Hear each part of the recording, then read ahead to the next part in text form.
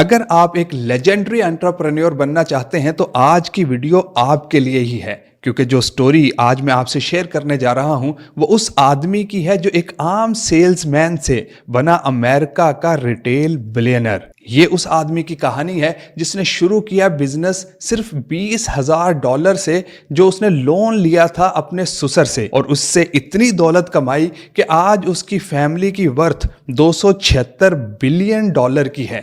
ये iconic businessman जिसकी मैं बात कर रहा हूं वो है मिस्टर सैम वॉल्टन, और जो कंपनी उसने स्टार्ट की वो है आज का रिटेल जायंट वॉलमार्ट।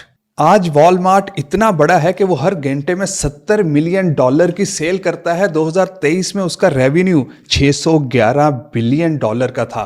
23 लाख लोग उसमें काम कर रहे हैं। तो सवाल यह बनता है कि ऐसा क्या था सैम वॉल्टन में कि वो इतना बड़ा बिजनेस खड़ा करने में कामयाब हुआ, और इससे भी बढ़कर कि आप इस लेजेंडरी बिजनेसमैन से क्या सीख सकते हैं। This is Farhan Murtaza, business consultant, corporate trainer and leadership development coach. ये स्टोरी शुरू होती है लेट 1940s में, जब दूसरी जंग अजीम अपने इख्तिताम को पहुंची थी और तमाम पोस्ट वॉर इकोनॉमीज की तरह अमेरिका की इकोनॉमी भी खराब हालत में थी, और वॉल्टन फैमिली भी बहुत सारी दूसरी फैमिलीज की तरह मुश्किल हालात से गुजर रही थी। और क्योंकि वॉल्टन की फैमिली भी वेल ऑफ नहीं थी तो उसे भी अपनी नौउम्री में बहुत सी छोटी छोटी जॉब्स करनी पड़ी अपनी स्कूल फीस और कॉलेज फीस अदा करने के लिए।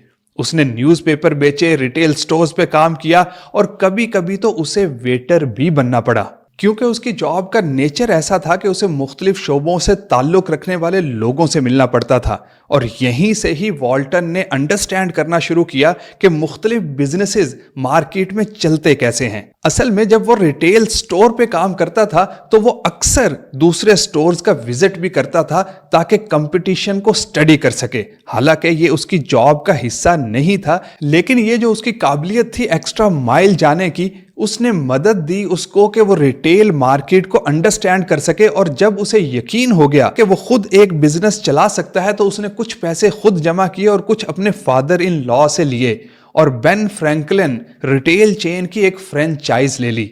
और ये वो जगह थी जहां से उसकी रिटेल जर्नी की शुरुआत हुई। अब हर फ्रेंचाइज बिजनेस में कुछ ना कुछ रिस्ट्रिक्शंस होती ही हैं, जो यहां भी थी। 80% प्रोडक्ट्स आपने बैंक फ्रैंकलिन से ही खरीदनी थी, अदरवाइज रिबेट नहीं मिलता था। मार्केटिंग पे एक सर्टेन बजट खर्च करना ही करना था, कुछ स्टाफ भी मैंडेटरी था, और ये सब करने के बाद भी प्रॉफिट आता था 6-7%, और सेल होती थी $72,000 सालाना। लेकिन एग्जैक्ट उसके सामने एक और उसका कंपेटिटर था जो सेल करता था $1,50,000 सालाना। इस चीज ने उसके अंदर एक आग लगाई और उसने विजिट करना शुरू किया अपने टाउन के तमाम रिटेल स्टोर्स को। और इस प्रोसेस में वॉल्टन ने लर्न की 3 बहुत ही इंपॉर्टेंट चीजें जिन्होंने उसे हेल्प किया रिचेस्ट मैन इन अमेरिका बनने में। पहली चीज जो उसने लर्न की वो थी पावर ऑफ डिस्काउंटिंग, जो कि टेक्निक है ज्यादा से ज्यादा प्रोडक्ट्स को सेल करने की कम से कम मार्जिन पे।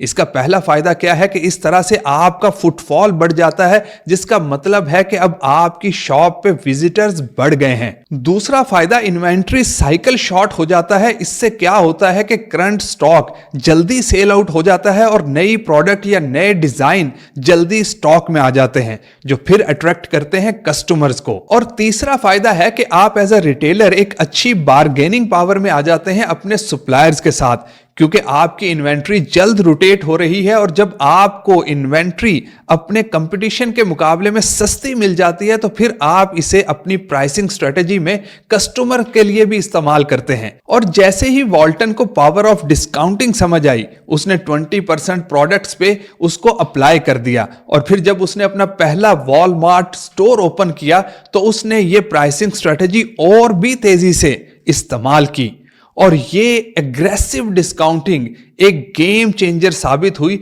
जिसने एक्सेलरेट कर दिया वॉलमार्ट की ग्रोथ को। अब सवाल यह पैदा होता है कि वॉल्टन अकेला तो नहीं था जिसे ये पावर ऑफ डिस्काउंटिंग का पता था, और भी बहुत से प्लेयर थे मार्केट में, इवन सैम वॉल्टन से भी बड़े और बड़े सरमाए वाले। सैम वॉल्टन ही क्यों कामयाब हुआ? तो यही हमें लेके जाता है दूसरी चीज पे जो सैम वॉल्टन ने सीखी, और वो थी मार्केट रिसर्च। ये यकीन करने में तो नहीं आता, लेकिन सैम वॉल्टन ने अमेरिका में हर उस स्टोर को विजिट किया जिसे वो ढूंढ सका। वो हर जगह जाता और अपने नोट्स बनाता कि वो क्या अच्छा कर रहे हैं और क्या अच्छा नहीं कर रहे। और इस प्रोसेस में उसने ऑब्जर्व किया कि हर कामयाब रिटेलर जानते हुए या ना जानते हुए कुछ ना कुछ ऐसा कर रहा है जो ज्यादा से ज्यादा लोगों को उसके स्टोर की तरफ अट्रैक्ट कर रहा है। मिसाल के तौर पर कुछ स्टोर्स ने आइसक्रीम मशीन या कॉटन कैंडी मशीन रखी हुई है जो बहुत से बच्चों को अट्रैक्ट करती है। तो जब पेरेंट्स शॉपिंग पे जाना चाहते हैं तो वो खासकर उन स्टोर्स पे जाते हैं जहां आइसक्रीम या कॉटन कैंडी मशीन्स हों, ताकि वो आराम से खरीदारी कर सके अपने बच्चों से तंग हुए बगैर। कुछ stores loss leader principal apply कर रहे थे, जहां बेसिक कमोडिटीज को अल्ट्रा लो मार्जिन पे रखा होता है ताकि बचत को मद्देनजर रखने वाले खरीदार उनको ज्यादा से ज्यादा विजिट करें। फिर जब लोगों को लगता है कि इस स्टोर पे प्राइसेस बहुत अच्छी हैं, तो वो ये समझते हैं कि बेसिक कमोडिटीज के अलावा बाकी प्रोडक्ट्स भी लो मार्जिन ही होंगी। लिहाजा सैम वॉल्टन ने हर उस आइडिया को बहुत ही केयरफुली ऑब्जर्व किया और इंप्लीमेंट किया जो उसके स्टोर में इनकॉर्पोरेट हो सकता था। कुछ ने काम किया, कुछ ने काम नहीं किया, लेकिन एक बात यकीनी थी कि जितने भी रिटेल आइडियाज मार्केट में फ्लोट कर रहे थे, ऐसा पॉसिबल नहीं था कि उनमें से किसी एक भी आइडिया का सैम वॉल्टन को पता ना हो। इससे भी आगे कि दूसरी रिटेल चेन्स के हेड से यह कहकर अपॉइंटमेंट लेता कि वो एक छोटा सा रिटेलर है और उनसे एडवाइस लेना चाहता है कि बिजनेस को कैसे किया जा सकता है। एक बात थी कि वो इतने सवाल करता जितने उसने सोचे भी ना होते, और वो भी इतने जवाब दे जाते जितने उन्होंने इमेजिन भी ना किए होते। और इस तरह की हर कन्वर्सेशन के बाद वॉल्टन की मार्केट अंडरस्टैंडिंग और बढ़ जाती। इस तरह जबरदस्त मार्केट रिसर्च ने रखा हमेशा वॉलमार्ट को रिटेल में फोर फ्रंट पे, क्योंकि वॉलमार्ट के पास थे बेस्ट सप्लायर्स, सस्ती तरीन प्रोडक्ट्स, बेहतरीन टेक्नोलॉजी, और सबसे बढ़ के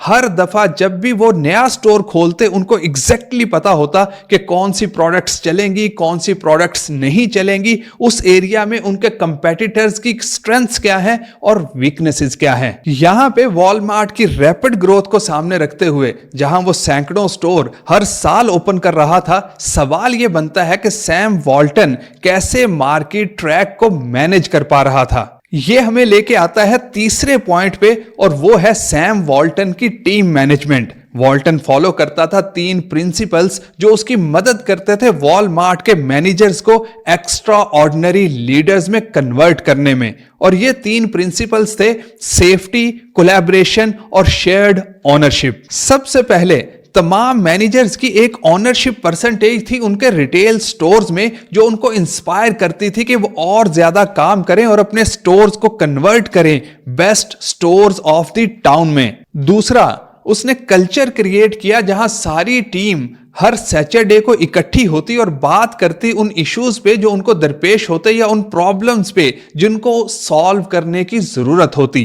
प्रॉब्लम छोटी होती या बड़ी, सैम वॉल्टन इंसिस्ट करता कि प्रॉब्लम को एक टीम के तौर पे हल किया जाए। और सबसे अहम, जहां दूसरे रिटेलर्स के स्ट्रिक्ट रूल्स थे कि स्टोर मैनेजर क्या कर सकता है और क्या नहीं कर सकता, वहीं सैम वॉल्टन ने स्टोर मैनेजर्स को यह आजादी दी हुई थी कि वो एक्सपेरिमेंट्स कर सकते हैं डिफरेंट प्रोडक्ट्स के साथ, मुख्तलिफ मार्केटिंग स्ट्रेटेजीज के साथ, ताकि उनकी मार्केट अंडरस्टैंडिंग बने। और अगर वो फेल भी हों तो उनको पनिशमेंट की बजाय इनकरेज किया जाता था कि वो फेलियर से सीखें और आगे बढ़ें, क्योंकि उसका बिलीफ था कि सख्त प्रोटोकॉल्स इनोवेशन को रोक देते हैं और तेजी से मूव करती हुई रिटेल इंडस्ट्री में अपनी रफ्तार को बनाए रखने में यह बहुत जरूरी है कि हर कोई तजर्बात करे और हर कोई मार्केट की ज्यादा से ज्यादा अंडरस्टैंडिंग लेके चले।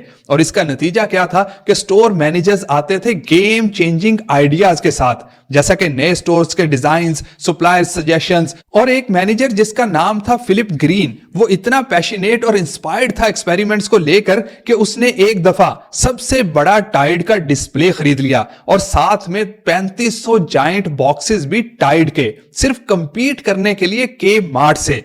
और जो स्टॉक उसने खरीदा वो क्वांटिटी में इतना बड़ा था कि उसने एक पूरा सेक्शन घेर लिया, हालांकि छत तक उसको स्टैक करने के बावजूद भी। आमतौर पर लोग निकाल दिए जाते हैं इस तरह के बड़े और रिस्की परचेज डिसीजंस की वजह से, लेकिन वॉलमार्ट में ऐसा कोई खतरा नहीं है। क्या हुआ कि फिलिप ने सेल कर दिए तमाम बॉक्सेस एक वीक के अंदर अंदर ही, और इससे क्या हुआ कि अचानक वॉलमार्ट पसंदीदा हो गया उस टाउन में। यह था वो रेवोल्यूशनरी कल्चर जो सैम वॉल्टन ने कल्टीवेट किया वॉलमार्ट में, जिसमें वॉलमार्ट के मैनेजर्स सिर्फ मैनेजर्स नहीं थे, बल्कि वो बन चुके थे बिजनेस एम्बेसडर्स और रिस्क टेकिंग ओनर्स, जिसने फिर बनाया वॉलमार्ट को अमेरिका की सबसे पावरफुल कंपनियों में से एक कंपनी, 611 बिलियन डॉलर के रेवेन्यू और 23 लाख एम्प्लॉयज के साथ। ये थी आज की वीडियो हमारी तरफ से। अगर पसंद आए तो चैनल को लाइक और सब्सक्राइब कर लीजिए ताकि ऐसी और भी केस स्टडीज लगातार आप तक पहुंचती रहें।